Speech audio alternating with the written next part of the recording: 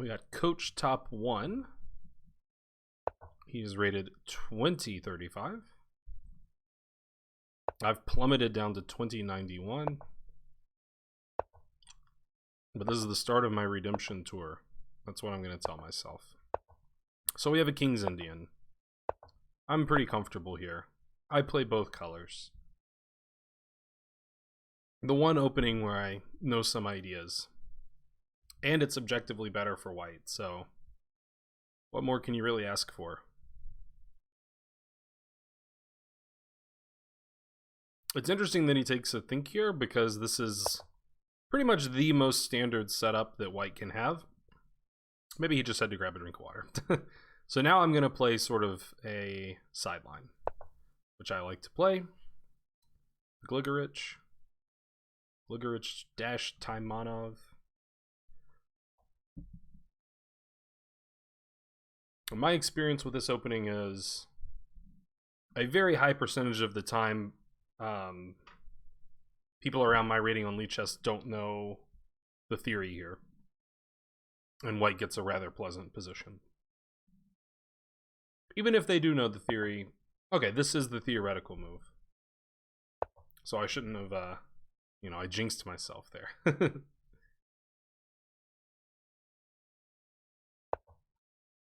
Okay, so he knows the theory. Dang.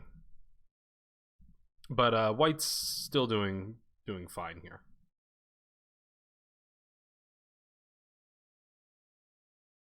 Now the question is, well, I remember theory.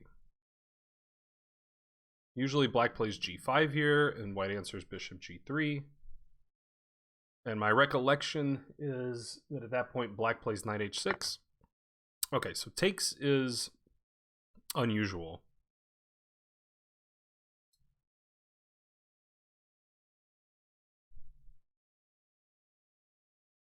Well, taking with the knight seems pretty appealing, because then I have an attack on his knight.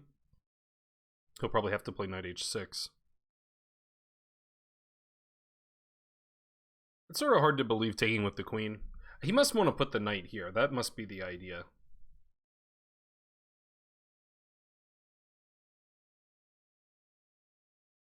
Okay, I can play f4 later. I don't see why I would take with the queen.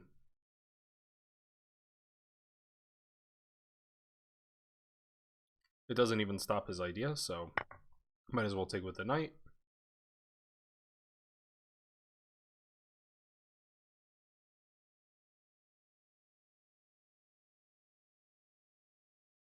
Now he's got to do something here. This F pawn is pinned, so there's no defending the knight that way. This makes some sense. So the question is, should I play f4 right away? And I have to admit I'm tempted, because this pawn is sort of in the way of a lot of black pieces. And when I see that, I think about, how do I keep the pawn there? So f4 and then f5 feels pretty natural.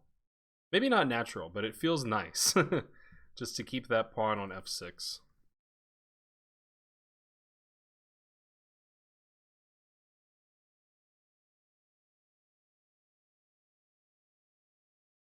Not to mention that knight maybe can one day come to e6.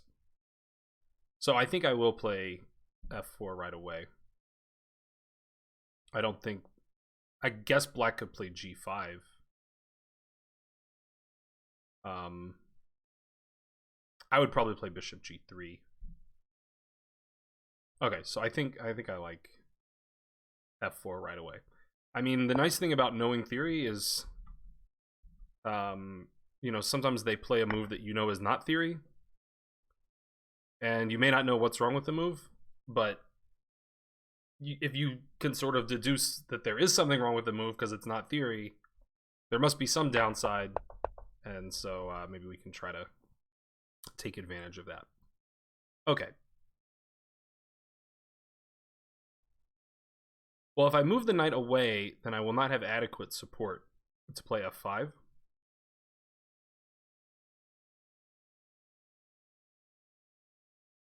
But if he takes knights, I also don't have adequate support if he trades knights. So I could just castle. That gets the rook on the line. supporting f5. There could be some take, and then f5 from black, in which case I'm confused. Everybody's queen is hanging. It feels sort of wrong to take, because we're really just trading this undeveloped knight for this centralized knight. So trading definitely can't be right. Knight f3 is possible. Knight c2 is possible. Like knight c2 castles and f5. Could be some line.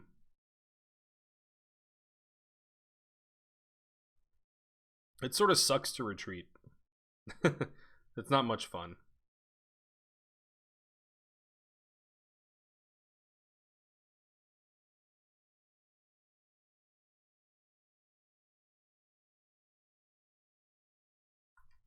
If I play knight f3, then my dreams of f5 are over. Which could be fine. But I'm not sure the knight's super well placed there. The f6 pawn is sort of boxing me out. So maybe I like knight c2. And the knight can even come to e3. Which, again, helps with f5. Okay. I don't know. It feels a little weird, I'm not going to lie. But these knights are superfluous, so let's keep them that way.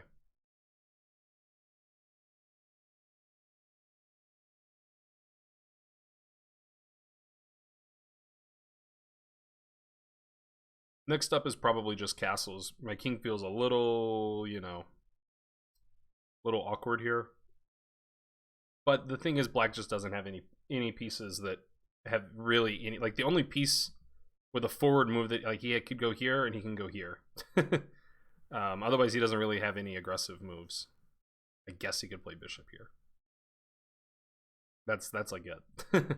So even though my king is sort of open, doesn't seem like black's going to be able to exploit that anytime soon. I could also maybe play queen d2 at some point. I was sort of worried, like, eventually, if black can open this up, maybe he's willing to take this knight and mess up my pawns, but queen d2 will defend that nicely. So I'm not sure what black will do. g5 could be some move.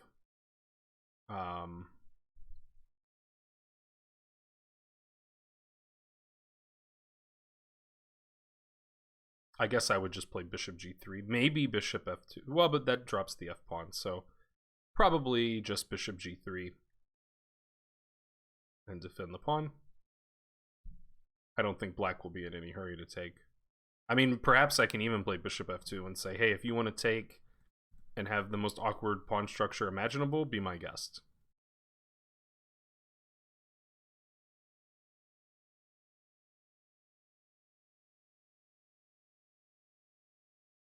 I'm not sure I would do that because I don't see what the bishop's prospects are from f2.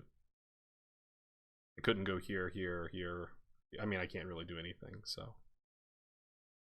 I think bishop g3, if it happens. What else can he do? I mean, he needs to develop his queen side. The bishop has no logical squares. The queen knight, not super inspiring. He could play knight a6 maybe. Maybe I take a timeout to play a3, keep him out of b4. Otherwise, knight d7 to c5 might make some sense. I can play b4 at the right moment, but b4 I have to be careful. You know, there could be some g5, f5 business opening this up.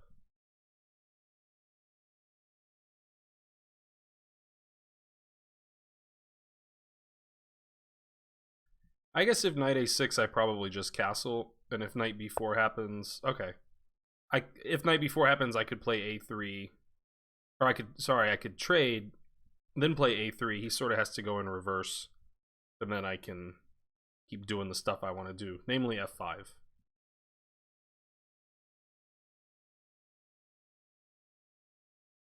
So I don't know if it's quite worth playing a3 up front.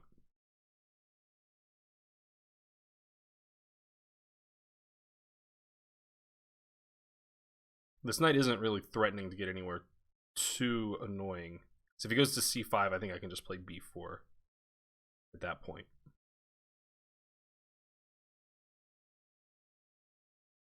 Okay, let's just castle.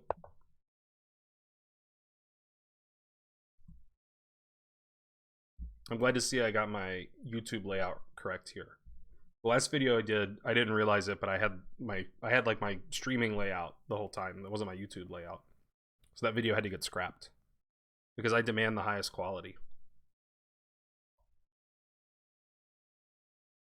There's also a check on d5, which I didn't notice was legal. So for example, if he for some reason plays b6, then queen d5 check would pick up the knight, it seems.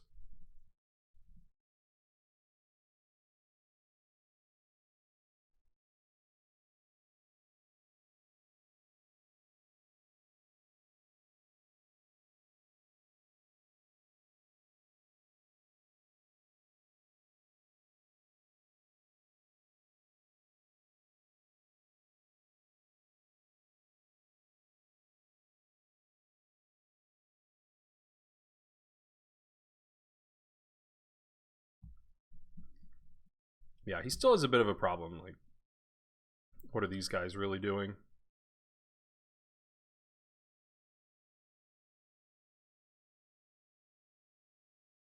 Oops.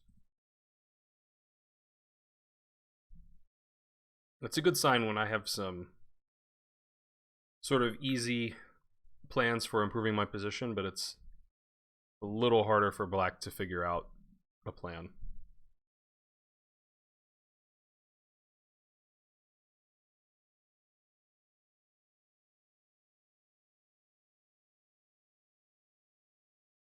Maybe instead of f5 right away, maybe I do some queen d2, a3, b4 stuff.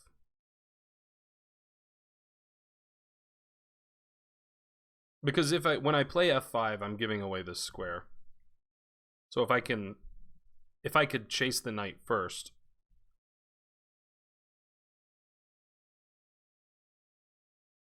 that would be better.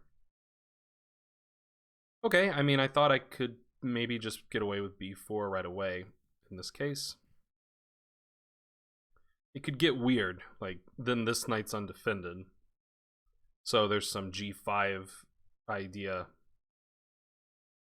breaking the pin here so that the f-pawn can move, so that the knight can be taken. But b4, g5, I might just take, and again, black could end up with some really awkward structure near his king.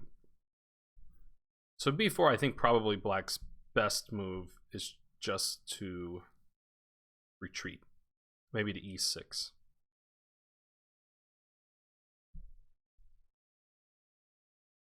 Which will make f5 all the more powerful.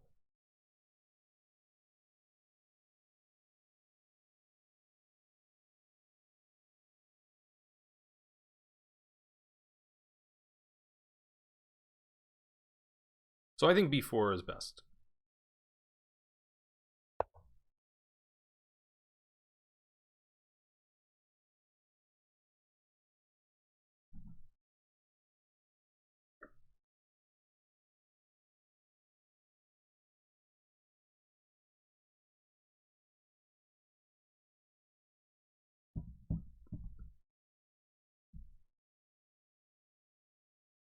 He might, well, no, he can't go back because b5 forks the knights. I would like to think that somewhere in the back of my head I knew that. Because I did think about, like, I thought about, hey, those knights are forkable if I can get these moves in. But for a second I was worried, like, he goes back, I defend my pawn, then he does this plan, and this knight's hanging. But it just never works.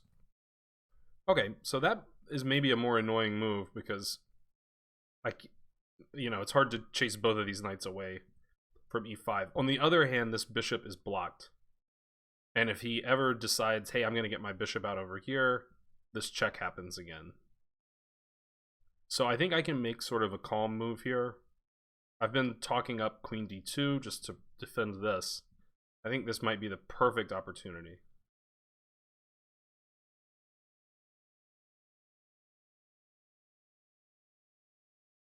And it connects the rooks, which I've heard is a good idea.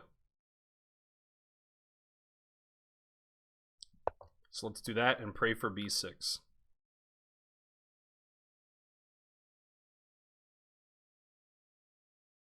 I'm even using my time sort of well. 5 minutes for 15 moves, I'm ahead on the clock. I have a nice position. It doesn't feel very King's Indian-y. I don't know what it feels like, but it doesn't really feel like a King's Indian. It sort of just feels like Black did something wrong. That's my hope.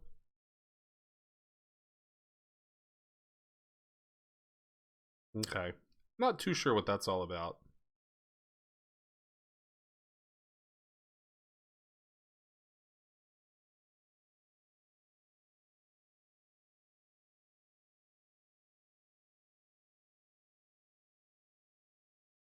I mean, now g5 isn't even really a threat because I would just win a pawn.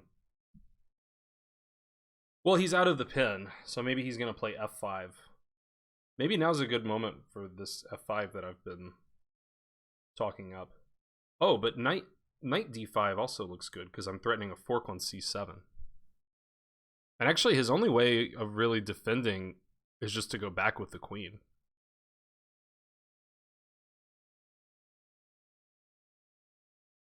f5 could happen. But maybe I just move my rook. And he still has to think about the fork. And then the queen can't even go back to d8 because the bishop would be looking at that square again. So that's some risky business. And just move the rook somewhere. And then I'm threatening this pawn. He can win this pawn. But this pawn is coming with interest. Alternatively, I could just move my rook right away. I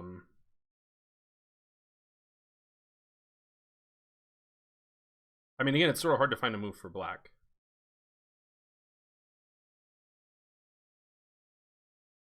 This pawn's gonna be tough for him to defend. He'd go back with this knight.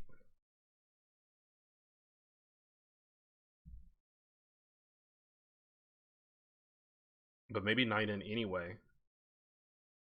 And I could try to take control of the e-file.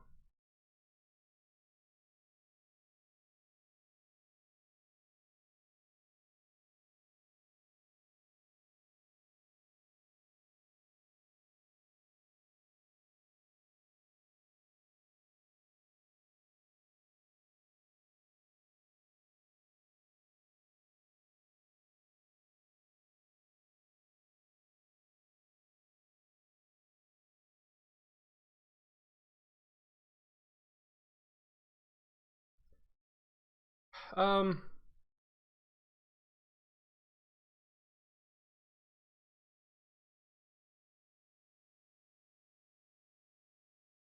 think I just wanna get oh, wait a minute. We're undefending this. I didn't even cross my mind. Probably I shouldn't do that.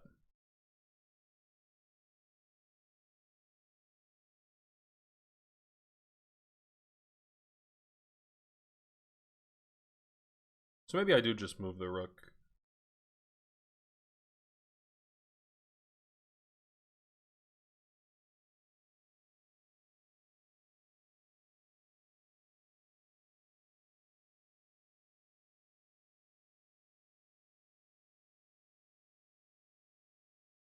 Where, though? It's a valid question. Okay, I think it's time to make a move. Let's put the rook here. This seems like the action file, right?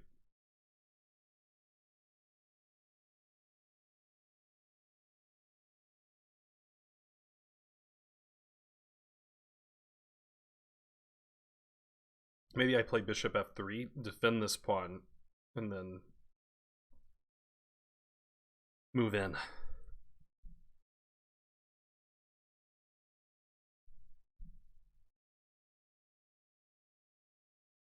That was a big thing for move 16 after I said that I've been managing my time well. Okay, well, we know what to do against that move. That's easy.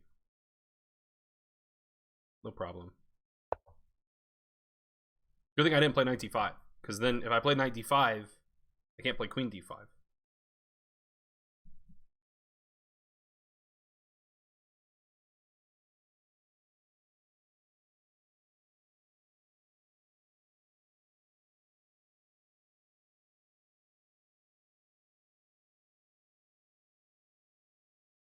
I think you can file this one under loose pieces drop off. By the way, when I take the knight, this thing's loose too. I guess he can play rook b8 or bishop a6 or something. Opponent proposes a take back. I decline. I decline. Did he say anything in chat? Not yet. I'll keep you posted if he says anything. Usually I have the chat disabled during games, but if something interesting like opponent offers a take back after a blunder happens, then I sometimes check. Just want to see if, you know, see what's going on over there.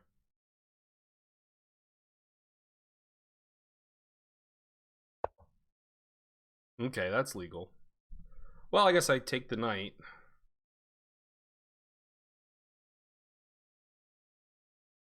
Now something has to be done about the rook.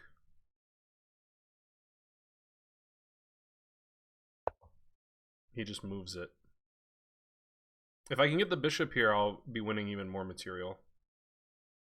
Probably there's no sense in being greedy and going after this pawn. Although, I mean, maybe there is. Like, I take the pawn, then I'm on the... Well, no, wait, there's a knight here.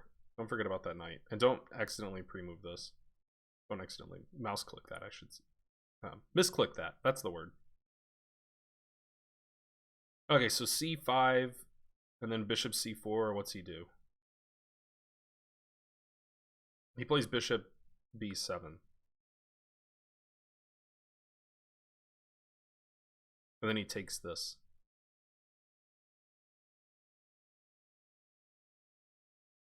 So maybe just bishop f3. But then I'm not pinning him. I wanted to pin him. I mean, do I just take this? Do I take it? And then take this and keep taking stuff? Winning can be so hard sometimes.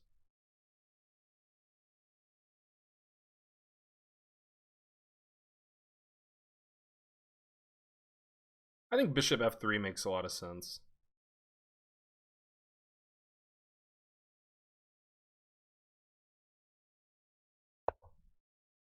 Just defend that a little bit. Here I can just play queen a4. I'm on this pawn. Probably can't take that pawn. Probably my queen gets trapped. And by probably I mean definitely it does.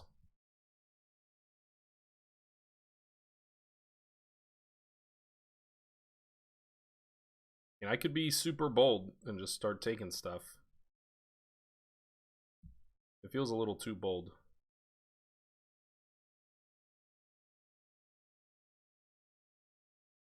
Admittedly, I don't see what's wrong with it. Knight here, get my bishop. I'm taking a lot of pawns there, though. Oh wait, rook here? No, but then I take that. Okay, look, let's just not get in trouble, right? Man, I want to take that pawn, though.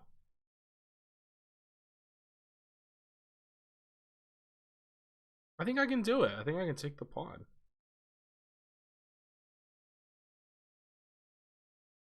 Yasser would take that pawn, right? As long as it's not hanging something.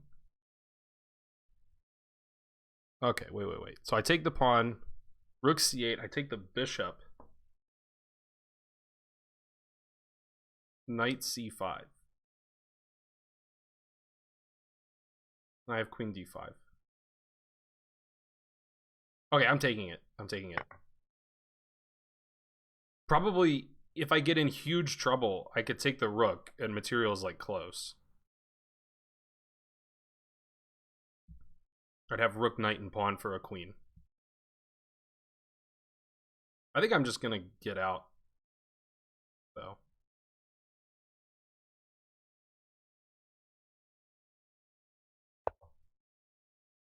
Okay.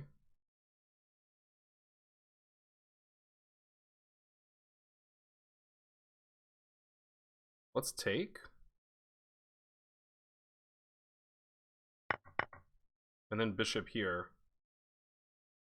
And I'm on d6 even more. Ah, he might play bishop here.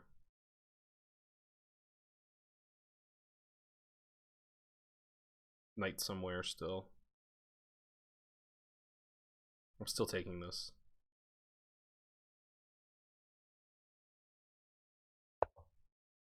Okay, he did go knight there. Let's save the queen.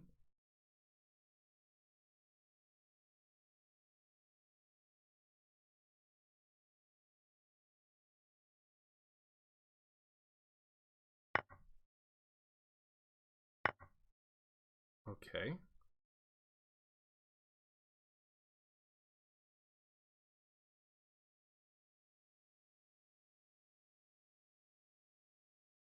Is rook here? Is that trapping me?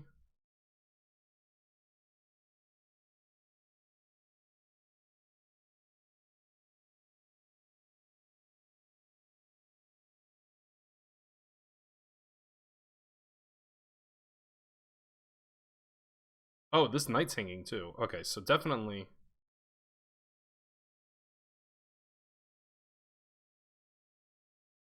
Yeah, I mean, I might lose some material back. I might lose this knight back. Dang. On the other hand, I am threatening this rook. So like rook takes rook, maybe queen takes rook? No, I still drop this. I think I'm giving a piece back.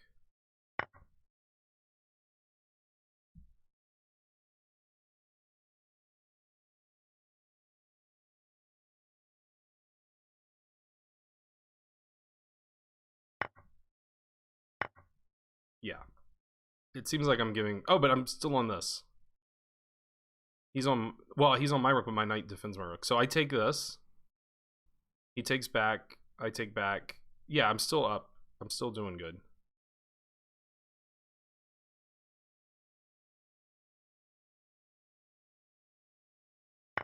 Yeah. I'm even trading queens here, so...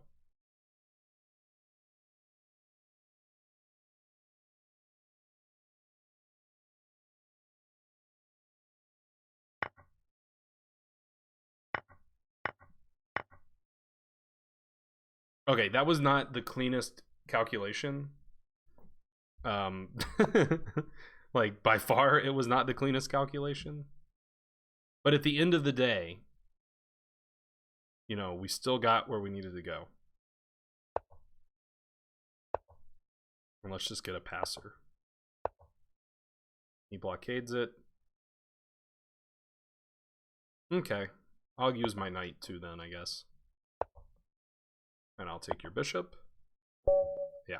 Okay, there we go. He wants a rematch, but I'm gonna have to decline. We gotta analyze it. You know, we got important stuff going on here, so. Okay, let's let the computer look over. I mean, I think basically the tale of this game was I won because I knew the opening a little bit better than him. And he got a very unpleasant position where it was difficult for him to complete development. And eventually he made a move in an attempt to complete development that just was tactically flawed, which I capitalized on because I had seen the tactic previously, because I was actually thinking about my opponent's moves. I was thinking about things going on while he was thinking, which I often don't do. I often am just like in my own world when it's their turn. I think I'm not the only one who makes that mistake. Maybe some of you guys can relate. Okay, so I like this bishop e3 on whatever move number this is, 7 according to this thing. Okay, yeah, you guys can see everything. Okay, so yeah, knight g4 is the book move, and usually they play f6 here. I played bishop h4, and then here out of 1,700 games in the database, 700 of them feature G5. Another 700 feature Knight C6. And the move he played, E takes D4, has been played 5 times out of 1,700 games. White won 4 of them. Small sample, but yeah, pretty good results for white.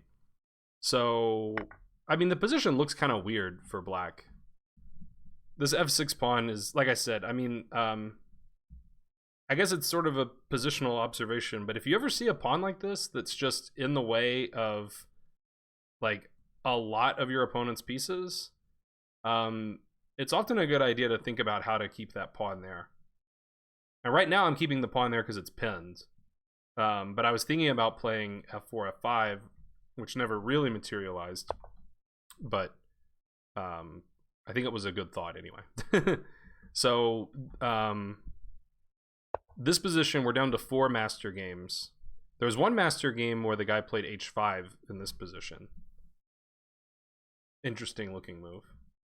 Now from here, there's 4 games, and 1 game featured my move f4. The other games were castles. So I guess now would be a good time to bring in the computer, or dwindling. Computer agrees with f4. Now it's thinking knight d5. Castles is also floating around.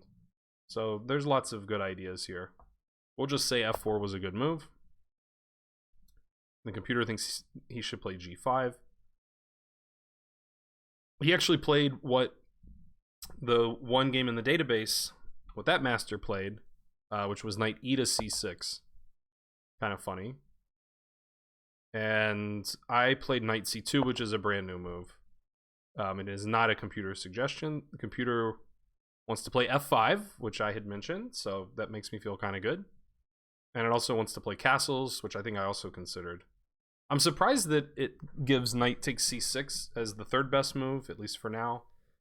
Because to me that looks like, you know, like I said, why would we trade the d4 knight for the b8 knight? That's effectively what's going on there.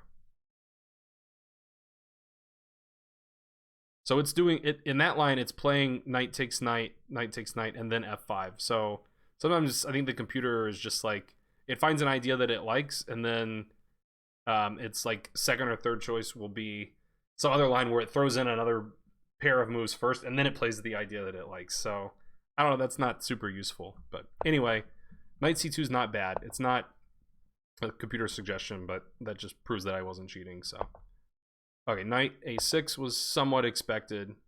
Computer agrees with castles here. And he played knight c5, which I didn't think was very good because it just invites b4. Like in this position, I was thinking about, like, I want to gear up to play b4, you know, a3, b, but I got to watch this, you know, so there was a lot of prep work that had to be done over there. But yeah, he kind of just let me play it for free. But I guess he was having trouble finding what else to do. He needs to untangle these pieces. But yeah, sometimes moves like this look really appealing, but you definitely got to ask yourself, like, what if I just get kicked? Like, did I actually accomplish something here? But yeah. So the computer's already giving a big plus for white. It says +2. And he went back, and yeah, the bishop is sad. The computer's vacillating between queen d2 check, or I'm sorry, queen d2 and queen d5 check. I don't really get queen d5. It's actually doing the same thing that I was just talking about. The queen d5 line is queen d5 check, king h8, and then queen d2. So, I mean, the computer's just, you know, it's crazy. If you play the board game Go, which I do on occasion, there's a concept in Go called Aji Keshi, which, I mean, I'm not a great Go player, so I don't know if I'm going to explain this perfectly well. But basically the concept is, sometimes in Go, there are moves that, like, your opponent has a weakness, or they have some problem, and you play a move which asks them to fix their problem. So, I mean, my example is this position. Like, I think black would want his king on h8, because if he has his king on h8, he can do this b6 and you know, bishop somewhere maneuver. So to me, playing queen d5 check first doesn't make much sense because I'm sort of inviting black to fix his problem. His king's on an open diagonal. So I strongly disagree. The computer, Stockfish is wrong. I'm correct. Queen d2. And actually, now that it's at higher depth, it does prefer queen d2. So, okay, queen d2. Queen e8, he got out of the pin. But yeah, it's just awkward finding moves for black. The computer is sort of liking this knight d5 idea that I mentioned in the game. I just wasn't completely sure since, you know, I'm allowing black some activity by taking on e4. Admittedly, I stopped my analysis there. I probably should look a little deeper. So let's see what happens. It's just going back.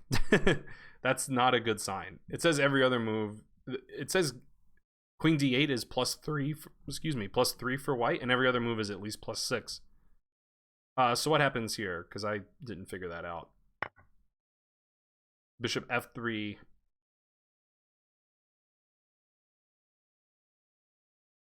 Interesting. So it's playing bishop f3, and it's suggesting taking on c4. If you take on c4, then after knight takes c7, white has 2 threats. He's threatening the rook, but the knight's also defending the square where it came from. So this bishop check, forking the king and queen would be a threat. So taking the pawn seems a little suicidal, but the computer does say that it's best.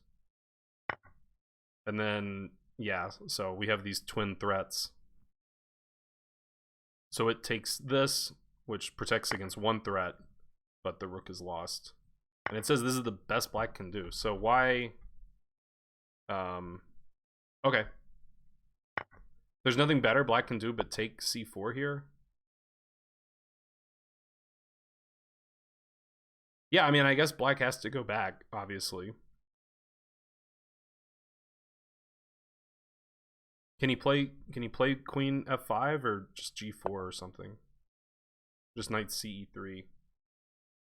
So I guess the insight here is black got a pawn, but white gets to keep making sort of improving moves, and we're still going to get this pawn back, you know, later on. So, okay, so I could have played a little bit more aggressively here.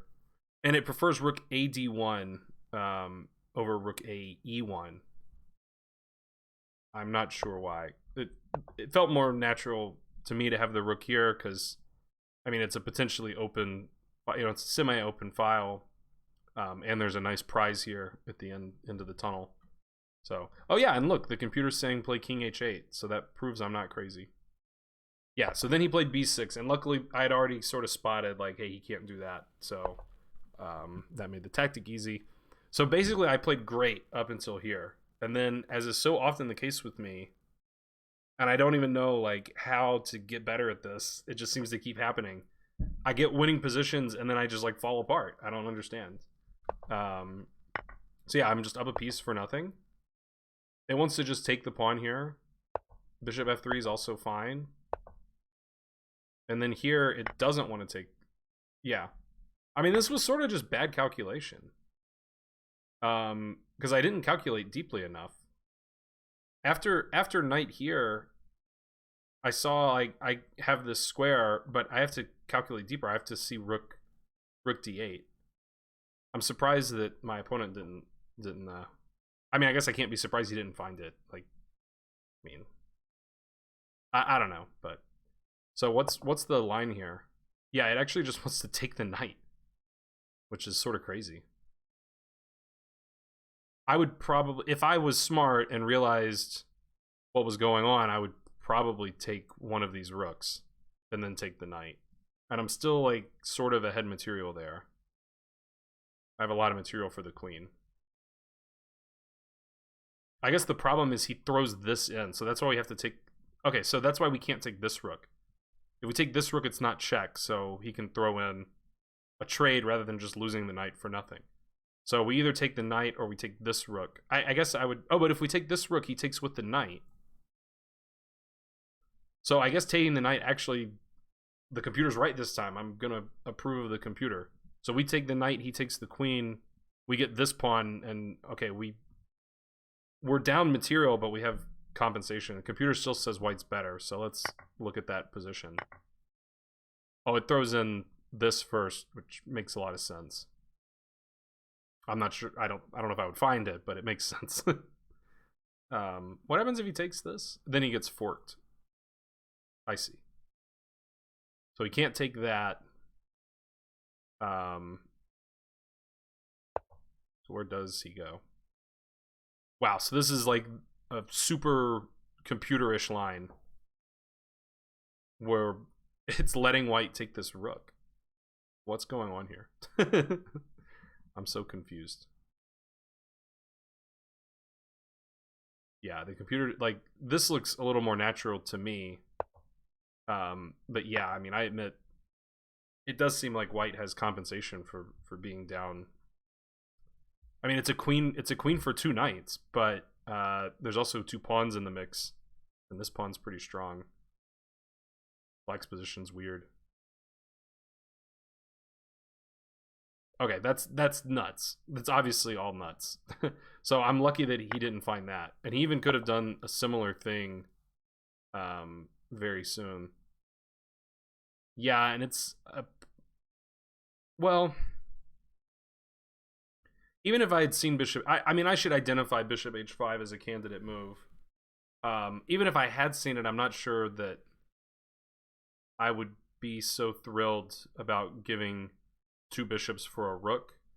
But I guess the problem is if I don't do that, I'm still getting my queen trapped. So yeah, it says this is okay, and I have to bishop g4 is the best. I saw that move later, but I did not see it here. And I just didn't calculate enough. Like, I played this risky move, and it's not even that hard to calculate. Like, he goes here, and then I take this, and then rook here. I thought my queen was just trapped. I was really stunned he didn't play rook d8 here. I think I made a qualitative assessment. Like, it looks like my queen has a lot of squares. But actually, my queen has, like, no squares. My queen has only squares on this file, so...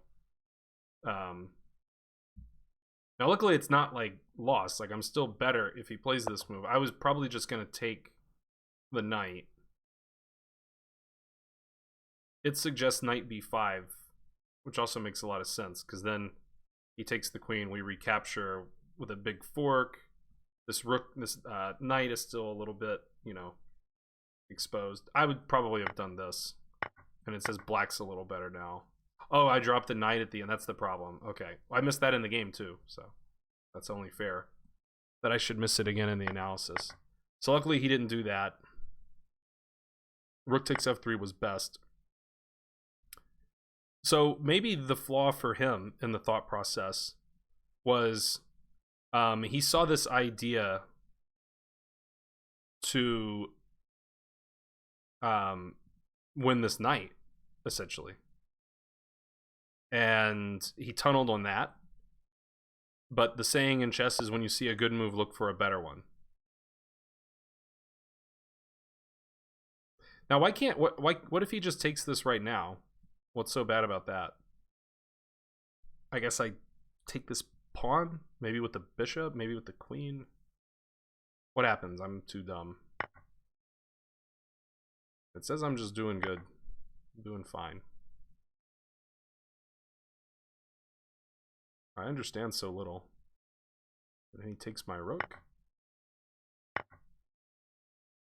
What is even the material here? I'm down in exchange, but I have 2 pawns. It's too hard. I could never evaluate this position. Like, it's moving the rook, which just seems like it hangs that. It's too hard. So I'm lucky. I'm lucky my opponent didn't play some testing lines. I mean, I still had to be careful here. Yeah, he still has rook d8. But rook d8, queen c7, as the computer points out to me. So now that this rook is gone, I have a square, thankfully. Then I'm on the bishop. Wait, but is he still... Is he still got me? Like, here, here, here? Oh, then I can go there, yeah. Okay, I agree. And you can't block with the rook because I take the bishop. Okay. So trading pieces was actually sort of bad for him because his pieces were keeping my queen bottled up. But once a lot of stuff got traded, my queen could sort of skirt away. Yeah. And then it's over from here pretty much. Now it's harder for me to blunder the game away. But okay, so it was a pretty good game. But I have to ask myself, how do I stop myself from turning these games from like just overwhelming material advantage to all of a sudden it's dicey? And I don't know the answer. Maybe you guys know the answer. Maybe you guys can help me. I mean, I could just play safe with queen a4. I mean, I just didn't. I mean, the answer is I just calculate better. Like, just calculate more deeply. Like, this is 2-move calculation. Like 95, I know the only safe squares here, and then I just have to look for, well, he can just go rook d8. So, don't be lazy. Calculate stuff. That's the takeaway for me. So, hopefully you got something more insightful. But you know, if you didn't, then hopefully you at least got that out of this video. So, thanks for watching. You know, click subscribe and stuff. See you in the next one. Bye.